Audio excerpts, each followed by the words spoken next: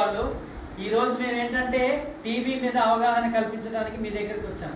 TB అంటే మీ వయసు వాళ్ళకి తెలిసింది కదా, చేదగ్గుంది, వాళ్ళ ఇంటికి వెళ్ళకూడదు, మనం వెళ్తే ఆ జబ్బు కూడా మనకు వస్తుంది అని ఒక అపోహ ఉంటుంది కదా. అదే చేదగ్గు, దాన్నే ఊపిరితిత్తుల నిమ్ము అంటారు, దాన్నే క్షయ అంటారు, దాన్నే టీబీ జబ్బు అంటారు. ఓకేనా?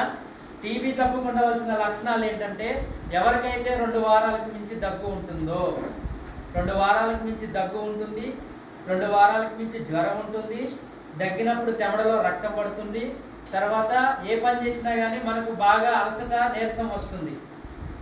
ఈ 4 లక్షణాలు ప్రధానంగా ఉంటాయి. వీటితో పాటు రాత్రిపూట చెమటలు బాగా పడతాయి. మనం ఫ్యాన్ కింద కూర్చున్నా, ఏసీ కింద కూర్చున్నా ఆ వ్యక్తికి చెమటలు బాగా కారిపోతుంటాయి అన్నమాట.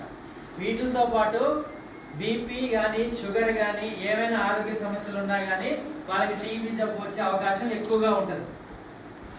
ఇప్పుడు షుగర్ ఉన్న వాళ్ళు ఏంటంటే 3 పూట్ల మనం అన్నం తినలేం కదా.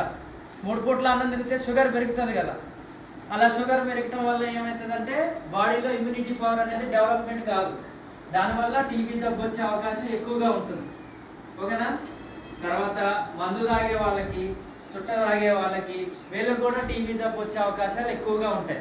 మందు తాగే వాళ్ళు ఎందుకంటే వాళ్ళు ఫుల్గా తాగేసి సరైన టయానికి అన్నం తినరు. ఇలా అన్నం తినకపోవడం వల్ల ఏమవుతుంది, బాడీలో శక్తి రాదు కదా. బాడీలో శక్తి రాకపోయినప్పుడు ఏం జరుగుతుంది, బయట నుంచి వస్తే బ్యాక్టీరియాలు, వైరస్లు ఎదుర్కొనే శక్తి లేక వాళ్ళకి ఇమ్యూనిటీ పవర్ తగ్గిపోయి టీబీ జబ్బు వచ్చే అవకాశం ఎక్కువగా ఉంటుంది. దానితో పాటు మెడ దగ్గర గడ్డలు కానీ, సంకళ్ళల్లో గడ్డలు కానీ, ఆడవాళ్ళకి గర్భాశయంలో గడ్డలు కానీ, మెదడులో గడ్డలు కానీ, ఈ గడ్డలు కూడా టీబీ గడ్డలు కావచ్చు.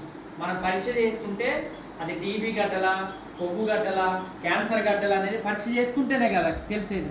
ఆ గడ్డలు టీబీ గడ్డ